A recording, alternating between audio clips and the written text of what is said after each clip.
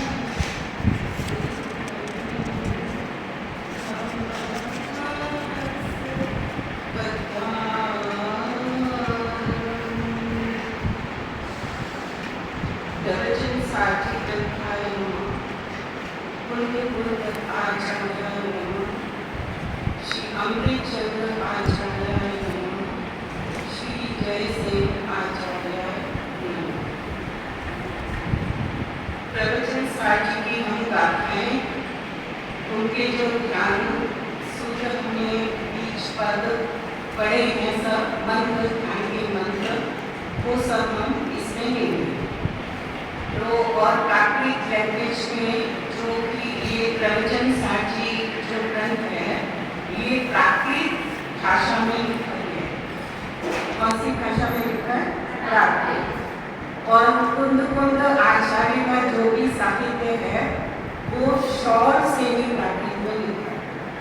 ठीक है, ग्रंथ का नाम क्या है? आप विधान में जहाँ कुंद कुंद आचार्य की पुस्तक बनी है, वहाँ आप देखिए हिंदी में लिखा है प्रवचन सार, और फिर प्राकृत में लिखा है पवयन सार।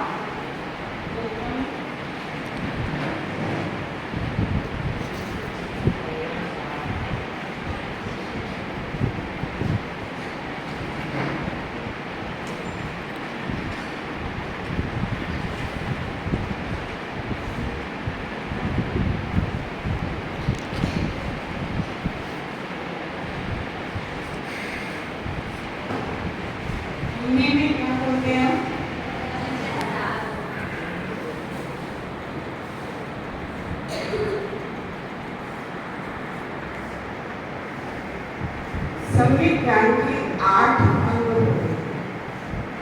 सम्यक ज्ञान के कितने अंग होते हैं? 8। इसके सबसे पहला कौन सा होता है? शब्दाचार या व्यंजनाचार। व्यंजन का इनसे किस तरह शब्दों की, पदों की फॉर्मेशन होती है, तो वो शब्दाचार, उसको शुद्ध रीति से उच्चारण करना, किस तरह कौन सी विभक्ति उसमें लगी है, तो शब्द की फॉर्मेशन कैसे होती है, ये सब इसमें शब्दाचार में होता है, जिसको हम कहते हैं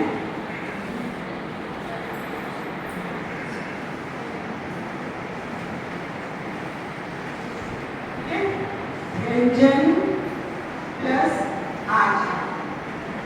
व्यंजन का आचार क्या है?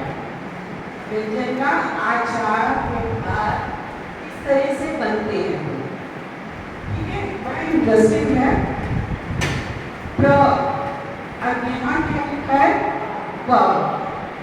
तो यहाँ जो ये रेप है, इसका यहाँ लोप हो गया।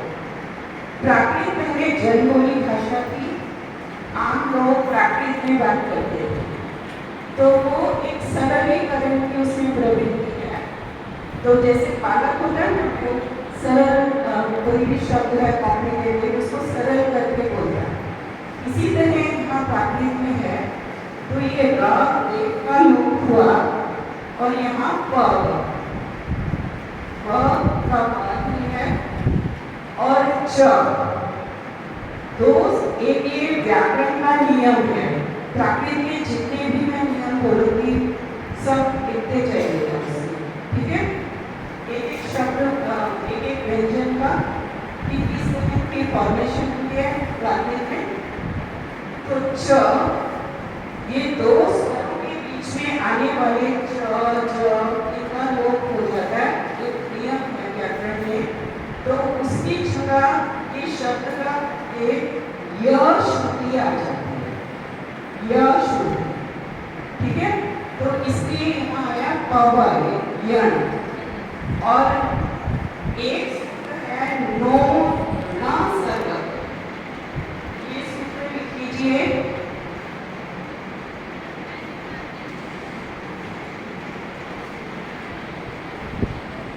नो न सर्वत। श से ही प्राकृत में ना का प्रयोग नहीं होता, अर्धमाती ना का प्रयोग होता है। जैसे आप नमो का सूत्र है तो उसमें कई जगह आप लिखेंगे नमो अच्युतानम लिखेंगे और कई जगह देखेंगे नमो अच्युतानम।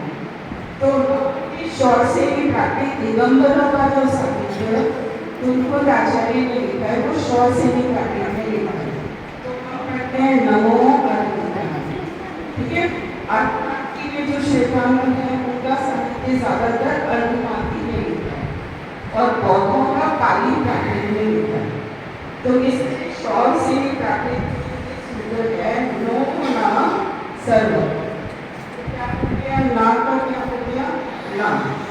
तो इस तरह ये पवयन और सा, उसका जो सा है यहाँ की पाहुन शब्द है। पाहुन का मतलब होता है उपहार। श्रीमंदिर भगवान की जो देशना कुल आचार्य ने सुनी और फिर यहाँ आकर उन्होंने प्रवचन सारजी ग्रंथ की रचना की। तो जो दिव्य ध्वनि का सार था वो सब इसमें आया है प्रवचन सारजी ग्रंथ में। तो पवयन पाहुर, पाहुर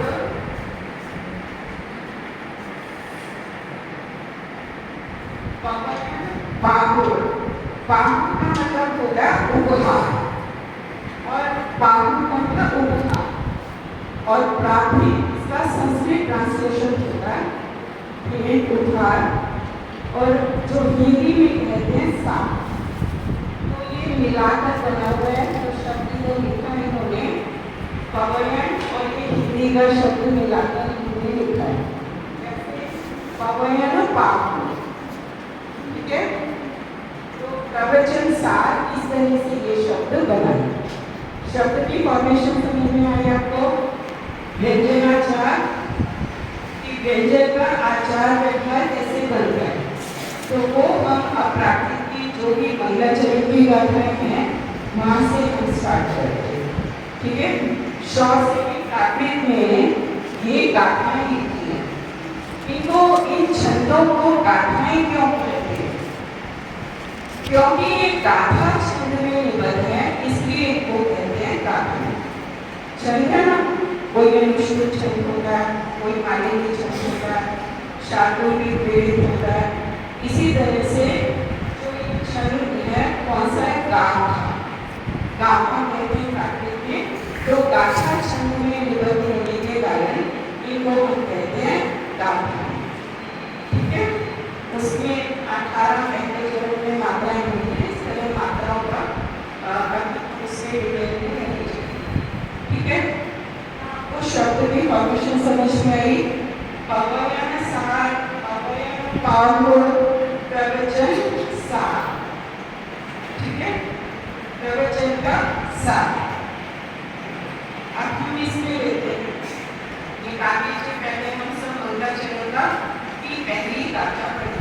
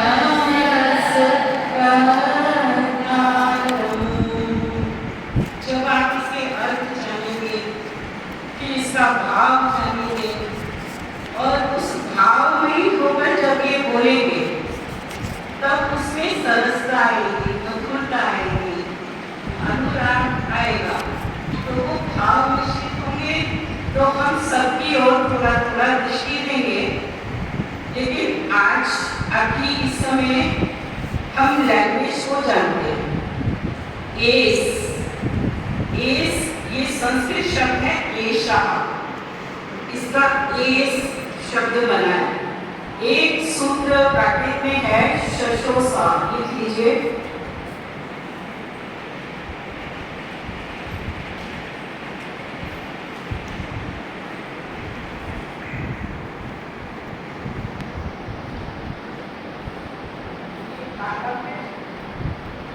तालव्यश है और मूर्धन्यश है, ये दोनों शॉर्ट से ही ब्रैकेट में इनका यूज नहीं होता, इनकी जगह सा आ जाता है। तो एषः शब्द, एषः ऐसा ये शब्द था एषः, तो इससे सा हुआ है तो एस लिखा है। इसका मतलब क्या है? सर्वनाम है ये, और इसका मतलब है यह एषः, ठीक है, एस। तो शशोसा इसमें सूत्र है। फिर दूसरा है सुरासुर।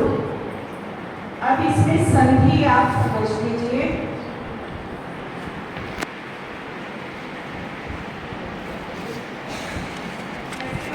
सुर जमा असुर, आ और आ मिलकर आ, तो ये ऐसे सुर जमा असुर, ठीक है, सुरासुर।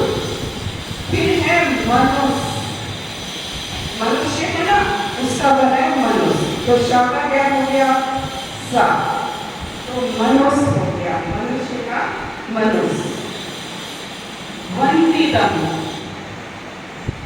इसमें एक सूत्र है तो का, ब्रैकेट में एक सूत्र है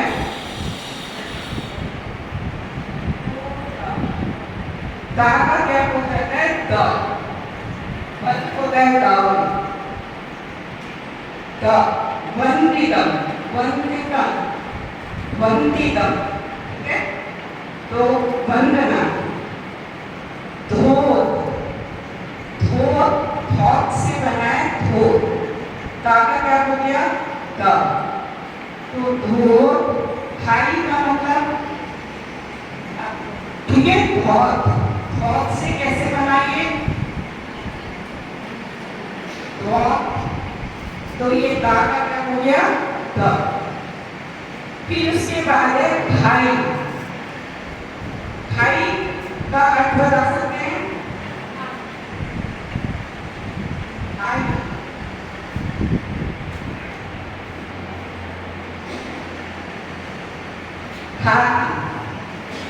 इसमें ता का लोप हुआ और खाली की जो है स्वर वो रह गया, तो ऐसे ये बना है खाई, ठीक है। फिर है कम, कम किससे बना है? ये कर्म, कर्म। प्राकृत में क्या होता है? संयुक्त अक्षर है र और म, ये डबल हो जाता है, ये र को हटाकर म ही आ जाएगा, तो कम हो गया, कम मनम, ठीक है। पहली लाइन का शब्दाचार क्लियर हुआ, व्यंजनाचार कैसे बना, और आपको बिल्कुल क्लियर हो जाएगा। फिर है पर्णमानु, पर्णमानु दस्तक,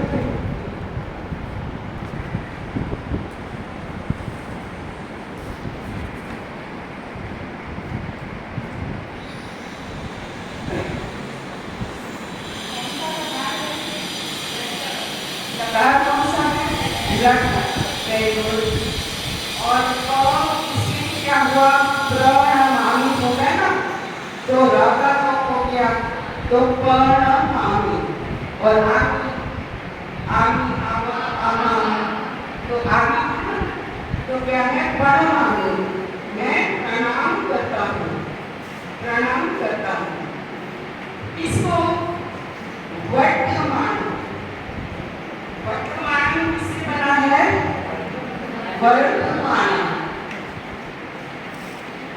ठीक है। तो यहाँ पर क्या आया? बट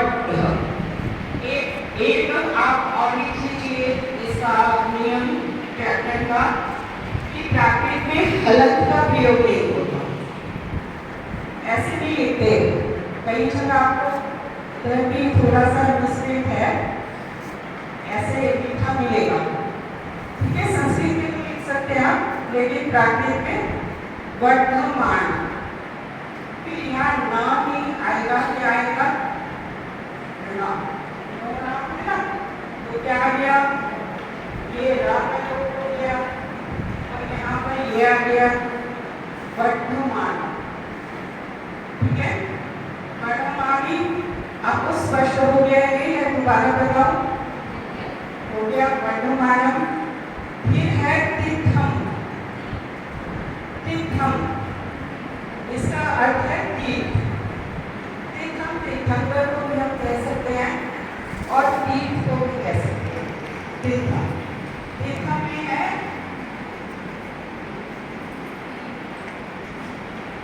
और तीर्थ में है बड़ी, इसका ध्यान रखना, इसमें छोटी का प्रयोग हुआ है और इसमें बड़ी का प्रयोग हुआ है।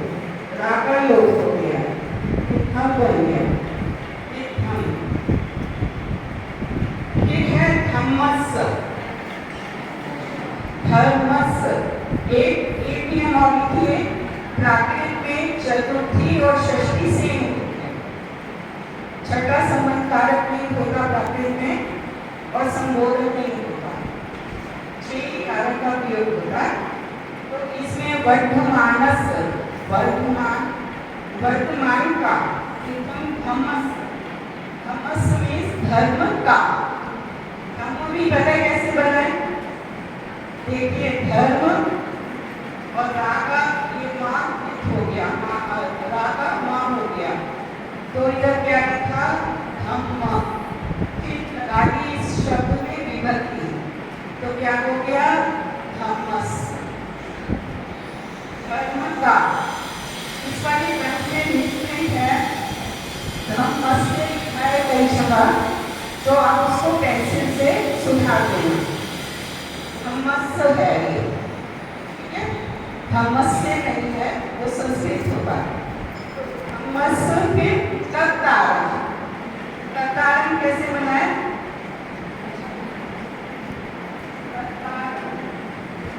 ये कर्ता, कर्ता रम, ठीक है, कर्ता रम लिखते हैं इसमें, वो संस्कृत की है। इधर कर्ता रम गा का लोप हो गया और गा का भेद हो गया, कर्ता धम्मस कर्ता, ठीक है। व्यंजनाचार समझ में आया, कुछ अर्थाचार समझ में आया। समय ज्ञान का पहला होता है व्यंजनाचार, दूसरा होता है अर्थाचार और तीसरा होता है उभयाचार, शब्द और अर्थ दोनों का। व्यंजनाचार में शब्द का उच्चारण भी स्पष्ट होना चाहिए और कई में तो इस तरह से बनना चाहिए, एक एक शब्द जैसे अर्थ की क्लैरिटी वो मैं अभी बताऊंगी जब आएगा इसमें। तो इसमें कितना आपको पहले का शब्दाचार हुआ, अब अर्थाचार में हम देखते हैं। और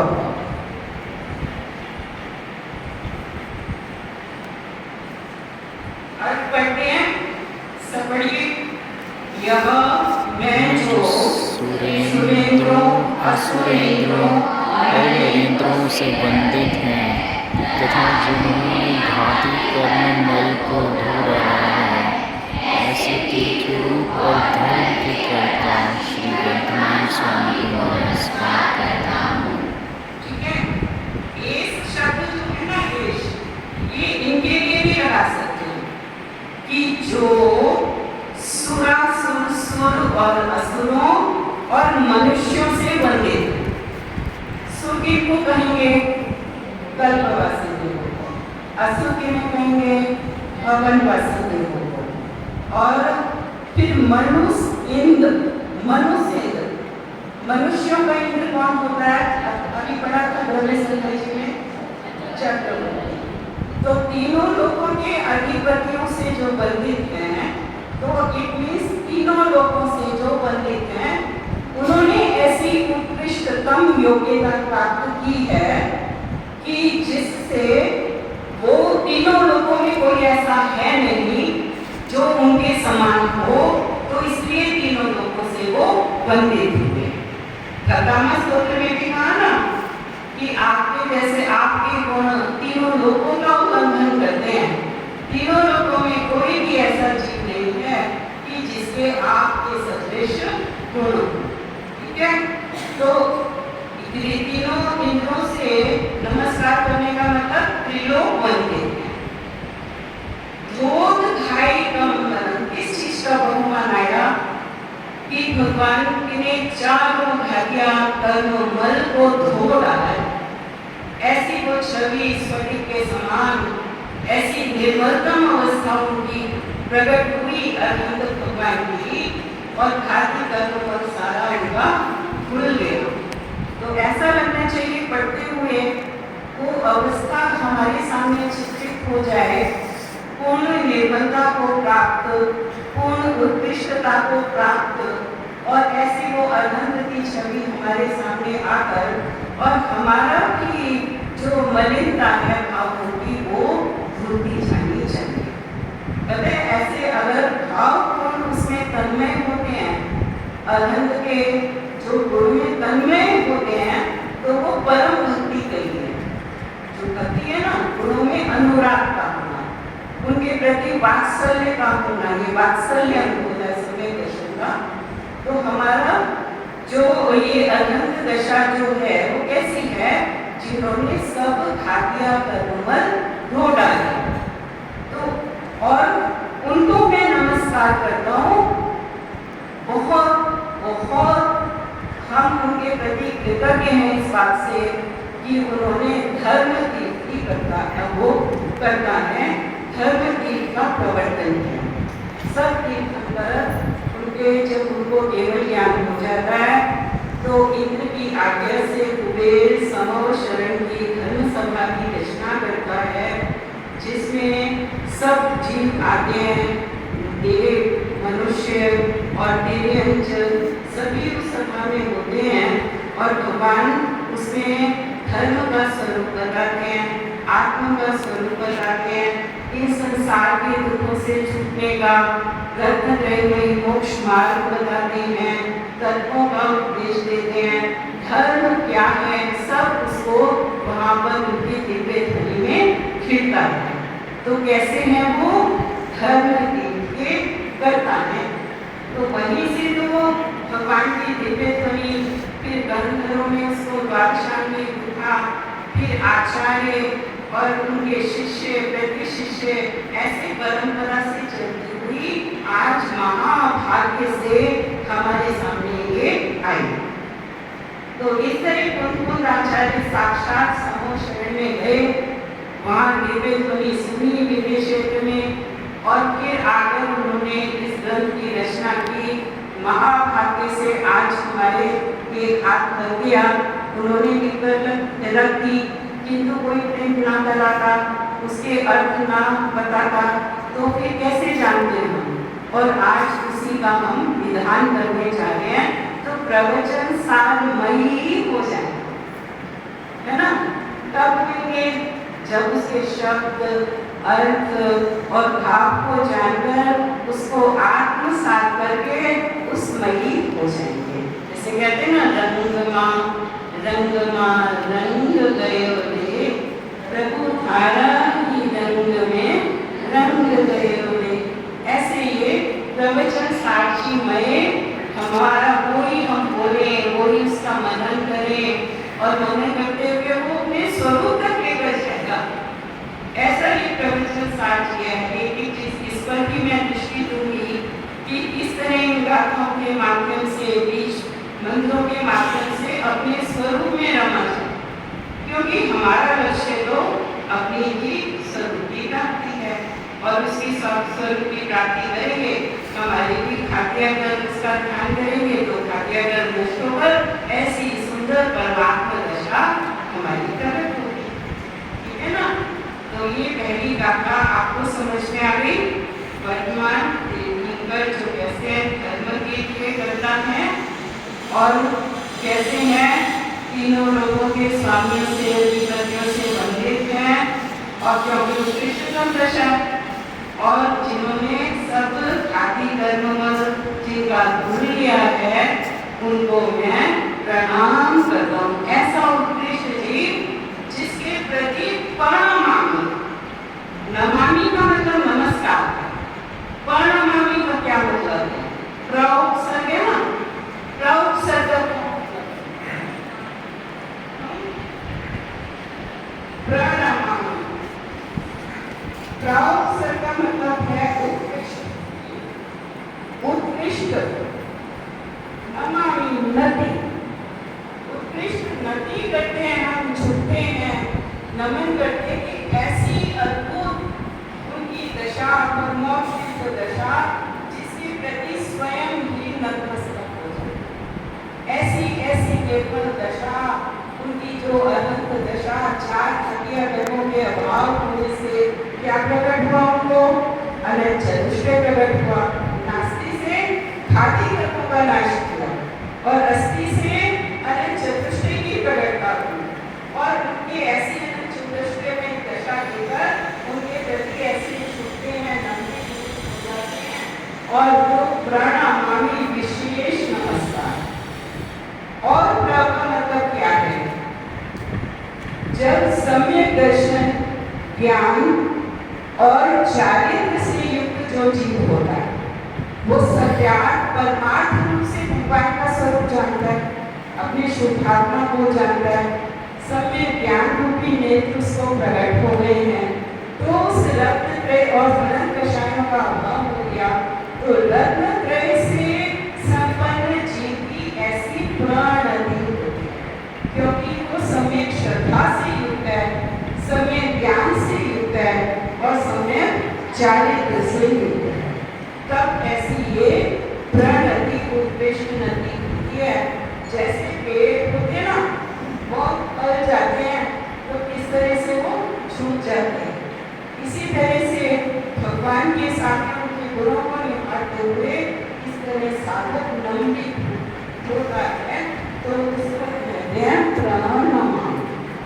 तो नमामि का मतलब नमामि कि नमस्कार करता हूँ, प्रणमामि उत्कृष्ट रूप से नमस्कार करता हूँ, करते हुए और मान को खंडित करते हुए ऐसा जैसा शासन देखा कि उसके प्रति नतमस्तक हुआ और वो झुक गया।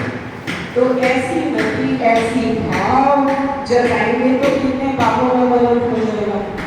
मंगलाचरण, मंगल, मंग इसका गल में गाले, पापन गालते ये भी मंगल।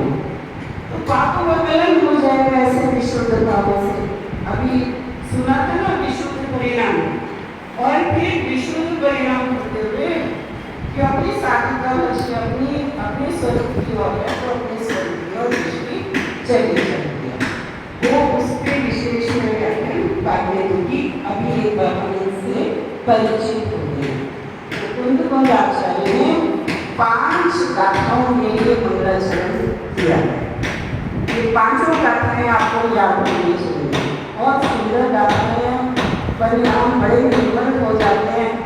जैसे भूल किया हो, इसमें दर्शन बाद में आप पढ़ते हो ना, स्नातो हम धर्म तीर्थेषु जिनेन्द्र गौर दर्शना। जैसे धर्म तीर्थ में स्नान करते हुए भूल गया, ऐसा आपके दर्शन से मुझे लगता है। तो ऐसा पद्मनंदी आचार्य कहते हैं। तो एक गाथा से हम परिचित हुए, याद हो गई किसी को? कोई सुना सकता है? एक बार पढ़ते हैं इकट्ठे सामूहिक रूप से दोबारा।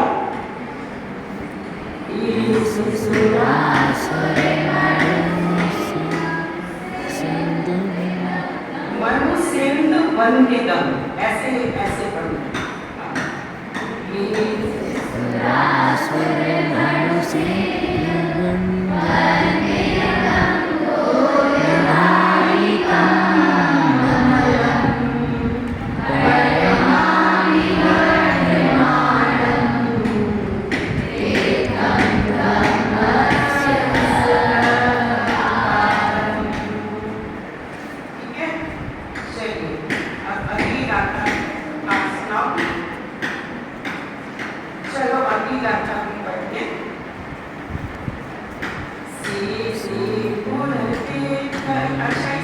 कृष्णा तीर्थ में गया, मैं वो भी साथ में गई।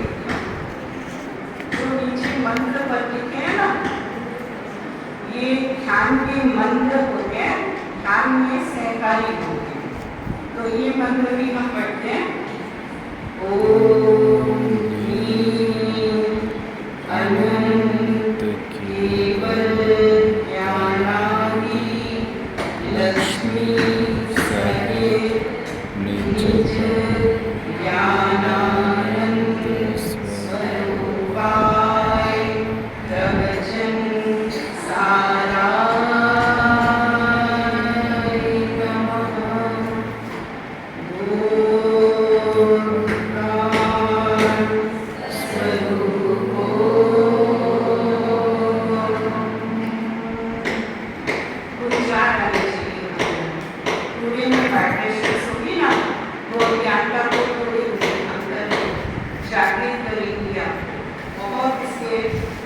एकाग्रता को बढ़ाएंगे।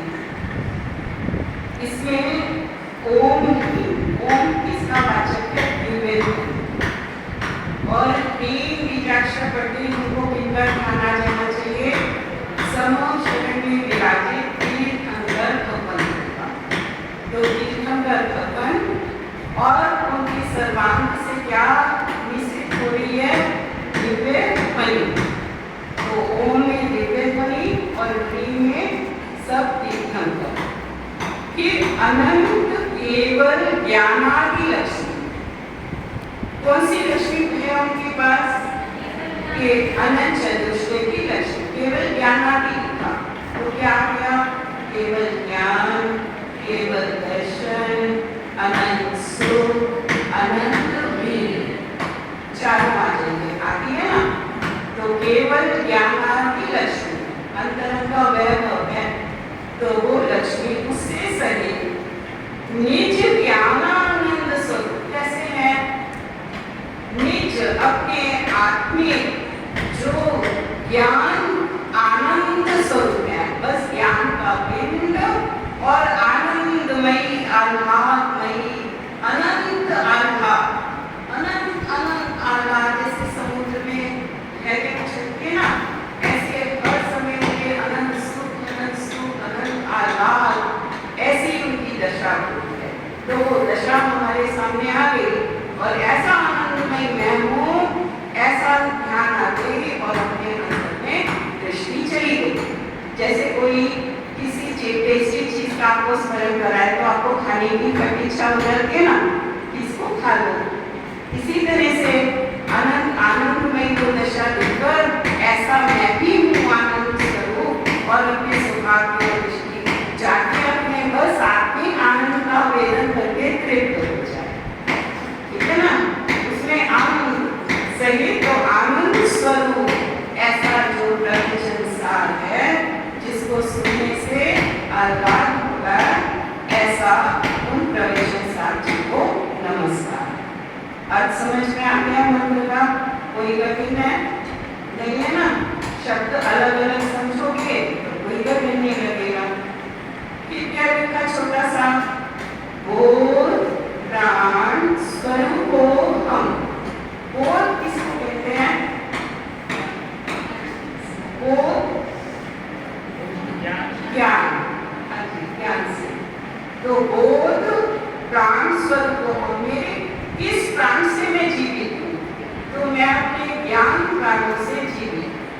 तो ज्ञान प्राण, चैतन्य प्राण, ज्ञान चेतना, चेतना का पिंड, ऐसा बोध प्राण स्वरूप मैं, ऐसा बोध ज्ञान प्राण स्वरूप। रवि संजय जी में आपने पढ़ा था ना क्लास कि निश्चय से जीव कौन से प्राण से जीता है? और व्यवहार से 10 प्राणों से। तो निश्चय से यहाँ बात की है। तो मैं जो जीता है, जीतेगा वो जीतेगा, ऐसा मैं जीतूं। और मेरे प्राण क्या है जिनसे मैं जीता हूँ?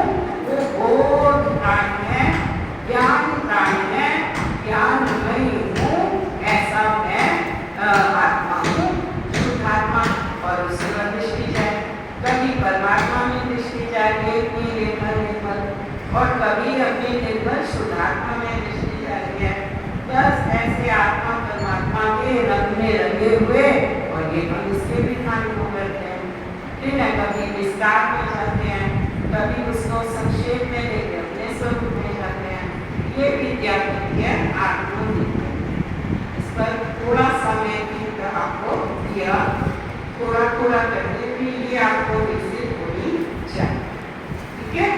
और ये भी एक में और भी बहुत है, जैसे आलाप, कभी म्यूजिक में आलाप होते हैं ना, बाद में तान आलाप, एक चीज को, तो इसका एक एक शब्द स्वर में केवल, उसमें आलाप उसको विस्तृत करते करते और फिर उसके अंतर में तल में होते हुए, और इस तरह ध्यान की एकाग्रता और ध्यान की अवस्थाएं साधकों को बनती हैं, और ये खाद्या कर्म नष्ट हो जाए।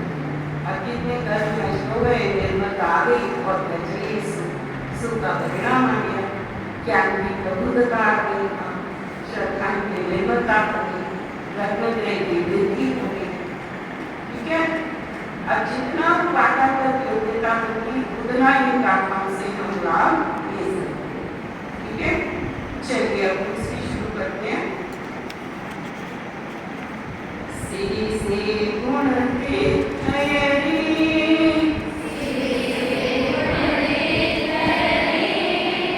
सब सिद्धि विशुद्ध संभावे,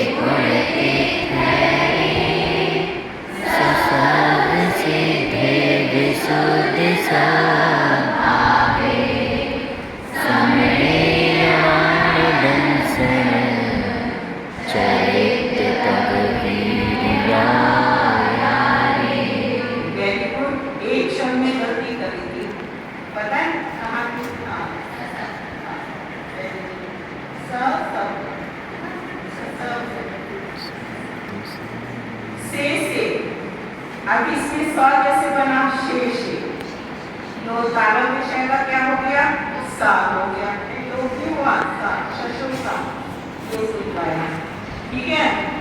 पुना पुना पुना ना का नाम हुआ ना, तीर्थेरे तीर्थंकर, सब का मतलब सही, वेरी गुड, सब का मतलब सही, सब का मतलब सर्व, सर्व सब, सिद्धि सिद्ध होगा। अब इसमें सब सिद्धि, स का मतलब सही, सर्व सर्वदा का क्या हो गया, आधा व, तो बन गया सब, सिद्धि ये बहुवचन है, तो सब सिद्धों आ गया, तो सब सिद्धे, सब सिद्धों के सही, सगुण से गुण तीर्थंकर, शेष जो तीर्थंकर है। पहली बात हमने कौन से तीर्थंकर को नमस्कार किया था ना, शासन नायक वर्धमान स्वामी को, बाकी कितने बचे 23, वो बाकी 23 को इस गाथा में नमस्कार किया। तो से गुण तीर्थंकर, शेष 23 तीर्थंकर, सब सिद्धे, सब सिद्धों के साथ विशुद्ध स्वभाव, विशुद्ध शाकासाव है विशुद्ध, विशुद्ध स्वभाव में सद्भाव है जिनका, विशुद्ध स्वभाव से युक्त है, विशुद्ध ज्ञान दर्शन, केवल ज्ञान केवल दर्शन, कैसा विशुद्ध ज्ञान है जिसको किसी इंद्रिय की आवश्यकता नहीं, प्रकाश की आवश्यकता नहीं, ऐसा विशुद्ध ज्ञान दर्शन उनको प्रकट हुआ है, जहाँ रागादि के साथ नहीं है, भीतर दे सहित है, पूर्ण शुद्ध ऐसे स्वभाव को ये जिनका सद्भाव है। क्योंकि जो सिद्ध भगवान है वो कैसे होते हैं, खाली शुद्धात्मा, द्रव्यमय भावगत नॉर्मल से नहीं, वह शुद्धात्मा है। ज्ञान दर्शन में शुद्धात्मा ना ही कोई रागा नहीं है। तो इसलिए विशुद्ध अवस्था को लिए, विशुद्ध सत्ता को लिए, ऐसा नहीं होगा कि मुक्ति हो गई तो सत्ता का नाश हो गया। सत्ता वहाँ पर है, किंतु कैसी है? पूर्ण शुद्ध रूप से वो सत्ता वहाँ पर है। तो ऐसे को सिद्ध, उनको नमस्कार किया। सिद्ध को जब हम ध्यान में लेते हैं ना, तो बस अशरीरी शुद्धात्म दशा रहती है। दृष्टि में और अपने को भी देह का चली गई पता नहीं चलता, बस केवल शुद्धात्म रूप वेदन करने लगते। ऐसे जब शुद्धों के ध्यान में तन्मय होते ना, तो ऐसी अवस्था हो जाती है। अशरीरी वो दशा दृष्टि में आती है। अशरीरी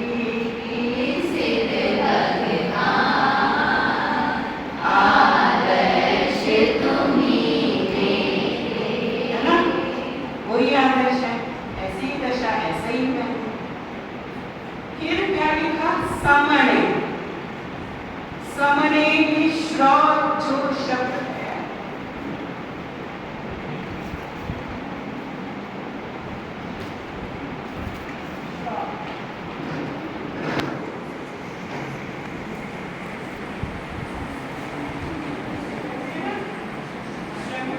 श्रवण संस्कृति, श्रवण श्रवण कहते हैं निर्ग्रंथ दिगंबर को निराजन, उनको कहते हैं श्रवण। आचार्य, उपाध्याय, साधु सभी श्रवण। श्रवण इसका क्या हुआ? श्र का क्या हुआ? स और समण। समण है ना इधर, समण। और इसका सम है मन जिनका शमन, समता है, वितरागता है, कोई राग द्वेष की कलुषता नहीं है। अपने आत्म स्वरूप के आश्रय से तीन कषाय चौकियों का अभाव हुआ और ऐसी समता का परिणाम हो रहा है। जब वो समता का परिणाम हम दृष्टि में लेते हैं, तो हमारे भी क्या होना चाहिए कि राग द्वेष उस समय उन्मूलित होने चाहिए, शांत होनी चाहिए और समता का भाव का और प्रोमिनेंट हो जाना चाहिए। तो समता मई ऐसा हो शमन। तो समणी, समणीय, यह मीन्स, ये तो आता होगा सबको, यह मीन्स और, यह मीन्स और, नॉन जंक्शन। तो ये क्या का भी क्या हो गया? ना, और ना का भी हो गया ना। तो नान बल लगता है ना, इसमें बल लगी है। और बलिष्ठ होते हैं साधक के, भाषा भी वैसे निकलेगी उससे। तो नान दर्शन, दर्शन का मतलब दर्शन, ठीक है? दर्शन, दर्शन, शा का सा हुआ, न का ना हुआ। चरित्र, चारित्र, चारित्र, तो इसका चरित्र। तब, तब का तब, तब, तवा, तवा कहते हैं ना, कैसे नाम पर आता है? तवा, तबता है ना। तो प्राकृतिक सूत्र है पोवा, देख लीजिए सूत्र पोवा कि पा का वा हो जाता है, तपा, तप। तो तप का क्या हो गया? व, तवा, तप, ठीक है? तो तप, तप का मतलब तप। वीर्य, यारे, वीर्य का मतलब वीर्य, और जमाई आयारे है, संधि करेंगे ना, तो आयारे, यहाँ चा का लोप हुआ और यह श्रुति आ गई, तो इसलिए आ गया आयारे, आचार्य, आयारे। समझ में आया? आचार्य, वीर्याचार्य, तो उसका क्या हुआ? वीर्याचार्य, ठीक है? तो ये वीर्याचार्य। कितने आचार्य होते हैं? 5। कौन कौन से? दर्शनाचार्य, ज्ञानाचार्य, चारित्राचार, तपाचार और वीर्याचार, ये क्रम है इसका।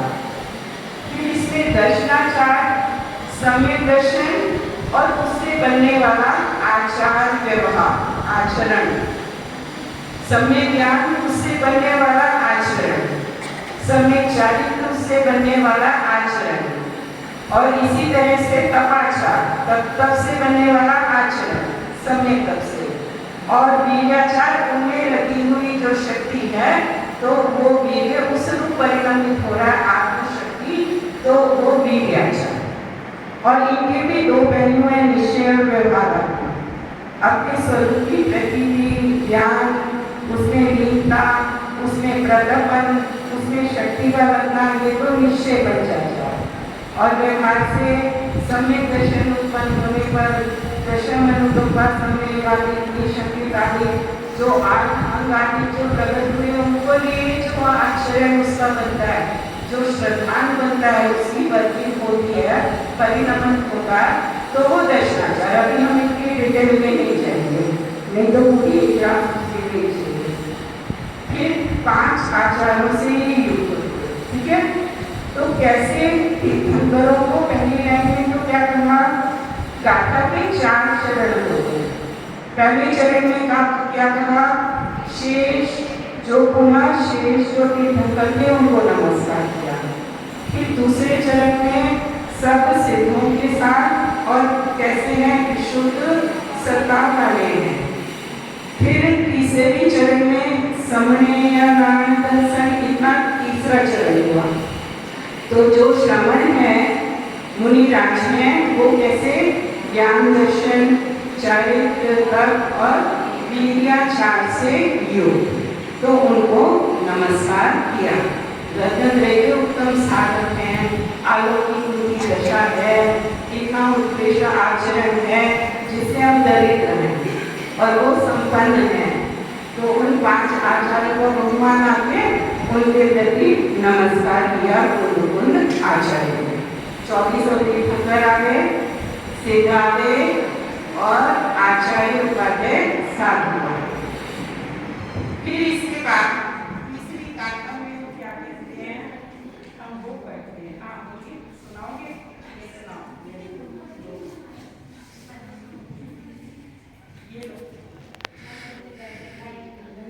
लाइट गई भी है अभी तो कोई नहीं, लाइट गई भी है।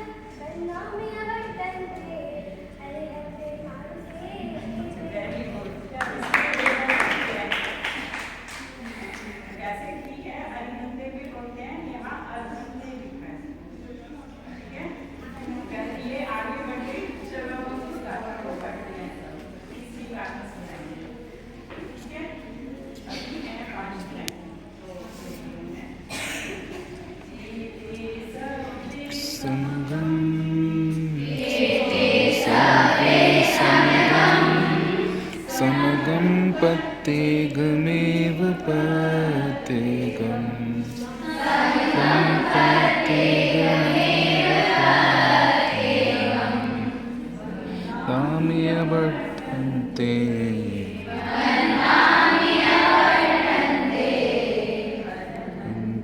मानुषे खेते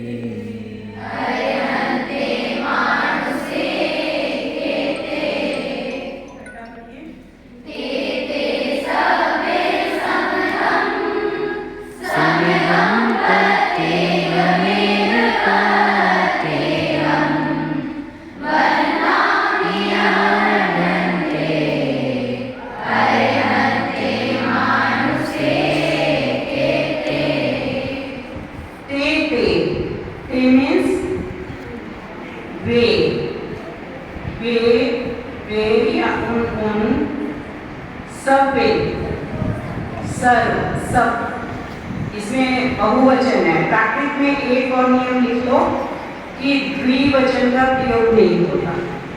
दो ही वचन होते हैं, एक वचन और बहुवचन। दो होंगे, दो वस्तुएं तो वो बहुवचन में ही वो समाहित होते हैं। तो सब्वे सब, समगम समग्र, इसमें किसका लोप हुआ है? रा। समग्र है ना, तो गम में रा का लोप होकर बन गया समगम। समग्र, समग्र का मतलब संपूर्ण, सभी। समगम सबगम, सारे सारे। प्रत्येक में, प्रत्येक, प्रत्येक, प्रत्येकम जमा एक, फिर प्रत्येकम प्रत्येक। वंदामि, वंदना करता हूँ। कौन सा लगा है? लट लगा, वर्तमान काल है ना। यह और वर्तन्ते, इसको ध्यान से सुनो।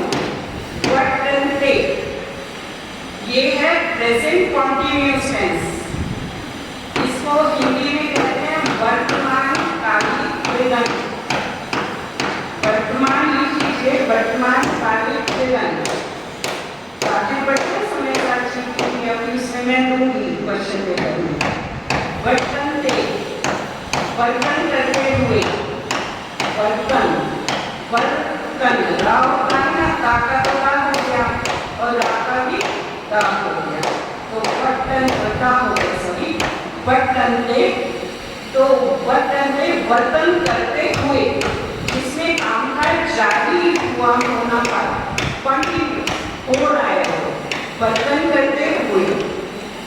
अर्हन्ते, अर्हन्तों को जो कैसे मानुष से खेते, मानुष्य, मानुष, मानुष्य, मनुष्य, मनुष्य के खेते, क्षेत्र, अक्षर वाला क्षेत्र, तो क्षेत्र से बना है खेते। मनुष्य क्षेत्र कौन सा होगा? हाई, बीच में सुमेरु पर्वत, दोनों और विदेश क्षेत्र, उसमें मनुष्य रहते हैं। फिर ऊपर ऐरावत क्षेत्र, नीचे थल क्षेत्र, ऐसे 5 क्षेत्रों के पास चलिए तो खाई। और तीसरा जो द्वीप है वो आ रहा है, तो जम्मू द्वीप, खातीखंड और पुष्करवत आधा। तो उसको लेकर वो 28 द्वीप में जो वर्तन करते हुए तीर्थंकर। अब एक और बात समझ लीजिए कि जैसे सुमेरु पर्वत है, सुमेरु पर्वत के दोनों ओर विंध्य की नगरी है। उसमें एक में सीमंतर स्वामी, एक में युगंधर, बाहु और सुबाहु स्वामी। इसी तरह से 5 मेरु हैं, तो 5 मेरु के उनके भी दोनों विंध्य की नगरी हैं, और इससे भी ये 4 तीर्थंकर तो सदा विद्यमान रहते ही हैं। तो ऐसे करके 30 तीर्थंकर, और भी वहाँ 2 कल्याणक वाले, 3 कल्याणक वाले भी तीर्थंकर होते हैं। तो वो सभी जितने भी वर्तन कर रहे हैं वहाँ पर उनको, तो 2.5 द्वीप में जितने भी अनंत वर्तन कर रहे हैं, ये कहाँ से निकाला हमने? 4थे चरण से। अर्हन्ते मानुषे क्षेत्र, अर्हन्त कौन से क्षेत्र में? मनुष्य के क्षेत्र में। वंदामी वतन के वंदना करता हूँ, वर्तन करते हुओं को, विहार करते हुओं को, विद्यमान जो तीर्थंकर है उनको, तो उनको समग्र सबको इकट्ठा करके, जैसे ऊपर के क्षेत्र में गए ना, इकट्ठे सबको नमस्कार करा, फिर एक को श्रीमंदर स्वामी बाबू सुबाबू, तो ऐसे ही कोई आचार्य लिखा, उनको समग्र तो इकट्ठा नमस्कार करता हूँ और फिर एक मैं नमस्कार करता हूँ। तो इस तरह ये इस गाथा पाठ पढ़िए। उन सबको तथा मनुष्य क्षेत्र में विद्यमान अनंतों को साथ ही साथ समुदाय रूप से और प्रत्येक को व्यक्तिगत वंदना करता हूँ। आज हम इतना ही लेंगे, फिर नेक्स्ट क्लास चलूंगी। कुछ क्वेश्चन है? गाथा अभी टाइम हो गया, फिर सुनिए, ठीक है? बीज मंत्र रह गए, वो शाम को हम उच्चारण करेंगे जब भक्ति होती है, उस टाइम लेंगे सबके बीज मंत्रों का, और फिर अर्थ में अगली क्लास में टाइम होगा तो मैं अभी लेंगे।